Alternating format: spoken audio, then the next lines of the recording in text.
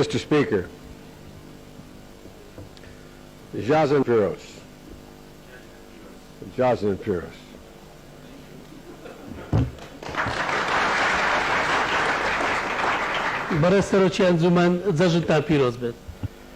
I'm delighted your English is better than mine. At any rate, we'll leave that alone. Senator Hagel and I are honored to have you gathered in this special session on one of your most important holidays. We are flattered to be here, and we apologize for having you in the position of having to have us on such an important holiday. برای سناتور هیگلو من شرفت جگوری بوی من که آورو لگل ایو کود بینوا که آورو کوبونه ولی چه لعطلا هر گرینکانی ایوا مای خوشحالی بوی ما وروا داولی بدوج لیو دکین که امرو ایو من کدو بولی کوبونه بوم بس ایو کوبونه ویا. We are pleased to have the opportunity to address one of the most important institutions of the Kurdish people. خوشحالم که وا او درفتمانه بو اوی او کلمه توجیهی مؤسسه زور گرنجی ملتی کرد بکی. In this place, you show your people and the world your commitment to build a democratic future together. لم شوینا ایو پیشانی ملتی خوتان و هر و همو جهان دادن پابندبونی خوتان بو اوی آینده چه دموکراتی بنیاد بنین بیکوا. Throughout your entire history, you have been caught between empires, Ottoman, Persian, and Arab. At the end of World War I, your fate was placed in the grip of the great powers who carved out the country of Iraq. بدرجای مرجی خوتان ایوه هر دم لنیو امپراتوریت کام بونا وانی عثمانی فارسی وروا عرب وروا لکوتای زنجی زیانی یکم و آینده ایوه یا مصیری ایوه دل دستی زلهزکان اوان که ولاتی چان نقشان که ناویان عراق. This is not just the stuff of long ago history. Standing before you today, I also want to acknowledge all that you have suffered in the recent past at the hands of Saddam Hussein. اوی که باسی دکن شتگنی لمرجوی چی زور دور و رابردو. اوی که اورو دبین اویا که اعتراف یاندان به بنین که ایوه زورتان سشتوا لرابردوی نزیکشتان لدستی صدام حسین.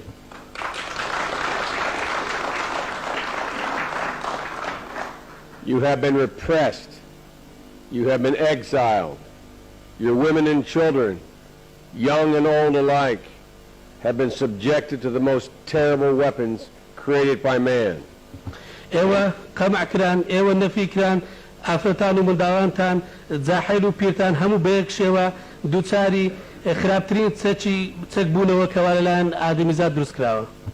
Your plight has moved many Americans, but you have endured. I salute your courage, your honor, your perseverance, and your remarkable hospitality that we have been able to experience the last 24 hours. مشكلة ايوه تأثير لزور الامريكي كان كردوا ايوه تحملتان زور بوا من ريز وصلاهم هي بو ازايتي ايوه شرف مندي ايوه واروا مسابري ايوه او ميوان داريا برتاوي كوا ايما برتاوي خوما بينيو مانا. But most of all, I salute the optimism you all share, that your tomorrows will be better than your yesterdays. برام لهموش قلنترزيد صلاو رزم هي بو او تفاولي كوا ايوه هموتان مشترك لسري كوا بياني ايوه باشتر دويلة دوينتان. During the short time in northern Iraq, we've been deeply impressed by all that you have accomplished under the most difficult circumstances in one of the world's most dangerous neighborhoods. لما وي كمي يوما كوا لباكوري عراق بونا ايما زور انتباعي باش وقول ما وقد لوي كوا ايوه بدستان هنا وتاوكو وستا لجر او بارودو خزحمتي كوا ايوه تيايدا جاون كليق لشوينه هر خطرناك كاني زيان يا دور بركاني خطرناك زيان دش بردر. We have traveled your roads, we've met with your leaders, we've talked with your people, and we've seen firsthand all that you have done, the schools, the hospitals, the universities, the civil society groups, literally hundreds of projects that have made a dramatic difference in the lives of your people. You've used the new tools of globalization to overcome the isolation that geography and geopolitics has placed on you. ئێمە سەفەرمان کرد بە ڕێگایەکانی ئێوە ئێمە چاومان بە سەرکردەکانی ئێوە کەوت قسەمان لەگەڵ ملەتی ئێوە کرد و هەروەها ئێمە زانیاری دەستی یەکەممان وەرگرت و زانیمان ئەو شتانەشمان بینی کە ئێوە خۆتان ئەنجامتان داوە قوتابخانەکان بگرن نەخۆشخانەکان بگرن یان زانکۆکان و هەروەها گروپەکانی کۆمەلگای مەدەنی یان بە شێوەیەکی بڵێم کەوا بە سەدان پرۆژەمان بینی ئێوەش کەوا گۆڕانکاریی زۆر جەزریتان ئەنجام داوە لە ژیانی ئەو خەڵکە ئێوە ئەوەشتان بەکارونە کە ئامرازەکانی تازەی بە جیهانی بوونتان بەکارێناوە بۆ ئەوەی زابن بەسەر ئەو عوزلەیەی کەوا جوغرافیا و جیۆپۆلیتیک بەسەر ئێوەیدا سەپاندووە.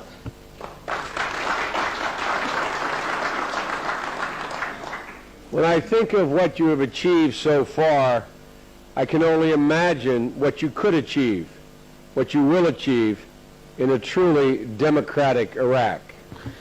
من کە بیر دەکەمەوە لەوەی کەوا ئێوە ئەوەی تاکو ئێستا ئەنجامتان داوە تەنها دەتوانم بۆ بڵێم کەوا من تەسەوەری ئەوە دەکەم کەوا ئێوە دەتوانن چیتر ئەنجام بێنن بەدەستی بێنن و یان دەتوانن چیتر بەدەست بهێنن لە عێراقێکی دیموکراتی ڕاستەقینەدا. To state the obvious, we are living in a moment filled with promise, but not without peril. بەڵام بۆ بەدیارکردنی شتی ڕوون ئێمە لە لەحزەیەکدا دەژین کەوا پڕە لە ئومێد بەڵام بەبێ خەتەریش نییە. America has united the world to look with clear eyes at the true nature of Saddam Hussein. Now, the world sees what you have known all too well, that the combination of Saddam and weapons of mass destruction poses a mortal danger to the people of Iraq, to Iraq's neighbors, and indeed to the world. ئێستا ئەمریکا توانوێتی کەوا هەموو جیهان یەک بخە بۆ ئەوەی نەزرێکی وازەحیان هەبی بە چاوی خۆیان لە تەبیعەتی سەدام حوسێن بگەن. ئێستا هەموو جیهان ئەوە دەبینی کەوا ئێوە زۆر بەباش پێشتر زانیوتانە کەوا سەدام حوسێن بەیەکەوە لەگەڵ چەکە کۆکوژەکان خەتەرێکی زۆر کوشتار دەبێ بۆ خەڵکی عێراق ملەتی عێراق و هەروە جیرانەکانی عێراق و لە ڕاستەقینەدا بۆ هەموو جیهان. A coalition is gathering to use force, if necessary, to deprive Saddam not only of his weapons of mass destruction, but also of his power. ئێستا ئەمە خەریکی ئامادەکردنی هاوپەیمانیەکین بۆ ئەوەی هێز بەکاربهێنین لە کاتی پێویست ئەگەر پێویست بکات بۆ تحریمکردنی سەدام نەک تەنها لەوەی کەوا چەکی کۆکوژی هەبێت بەڵکو نەهێڵن کەوا دەسەڵاتیشی بمێنێ.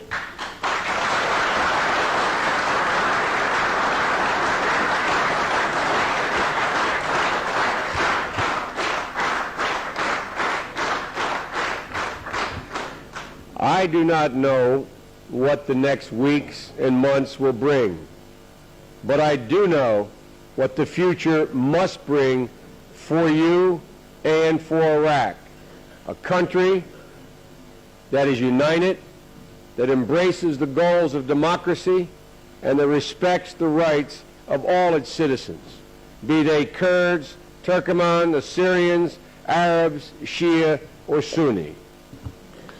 من نازانم کەوا چەند هەفتەیەکی ئایندە یان چەند مانجی ئایندە چیتان بۆ دێنێ بەڵام ئەوەی کەوا دەیزانم کەوا ئایندە پێویستە ئەوەتان بۆ بێنێ بۆ ئێوە بۆ عێراق وڵاتێک کەوا یەکگرتوو بێ وڵاتێک کە احتیزانی هەدەفەکانی دیموکراتیەت وەروە ڕێزگرتن لە مافەکانی هەموو هاوڵاتیانی خۆی بکە چی کورد بن تورکمان بن ئاشووری عەرەب شیعە یا سونە.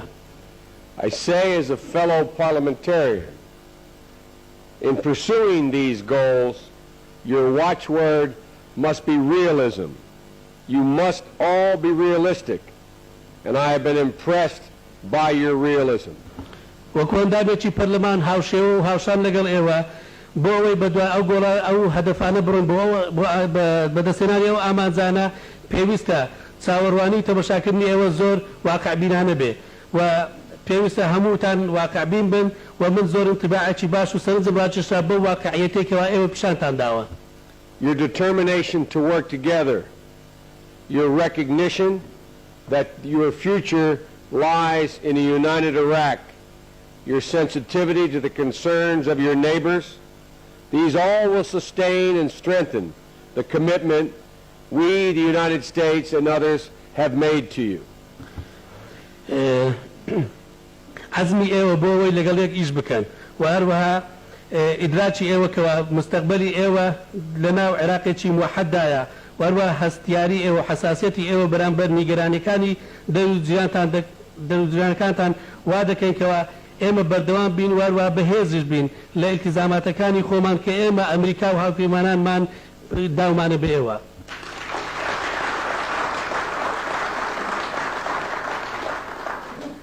Although it will be difficult, we stand with you in your effort to build a united Iraq. هرچند زحمت دبه بلام ايما لقل ايوين لهولا كانتان بو اوي عراقي چي يقرتو بنياد بنير. I will go back home and say to my colleagues, to President Bush, to the American people, that you understand your obligations and that you embrace them. من كدقرم وولاتي خومانا وكاتا با هاوريانم دلم واروا بسرق بوش را دقينم بملتي امريكاش كوا ايوا تيدقن لالتزامات كاني خوتان واروا بيوست ايوا او التزاماتنا لباوش بقرن. As we say in our parliament, I will now yield the floor and the microphone to my close friend and colleague, Senator Hagel. We belong to different political parties, but we share many of the same convictions. And we come here together to demonstrate to you that the mountains are not your only friends. وكوي ايما لبرلماني خومان دلين استاج با مايكروفون ومنصة بدما دوستي نزيكو هاوري خوم سيناتور هيجل ايما لدو بارتي سياسي زياوازين بلام ايما زور قناعاتي هاو بشمان هيا ايما بيكوا هاتين بوي بشانتان بدين كوا سياكان تنها دوستي ايوانين.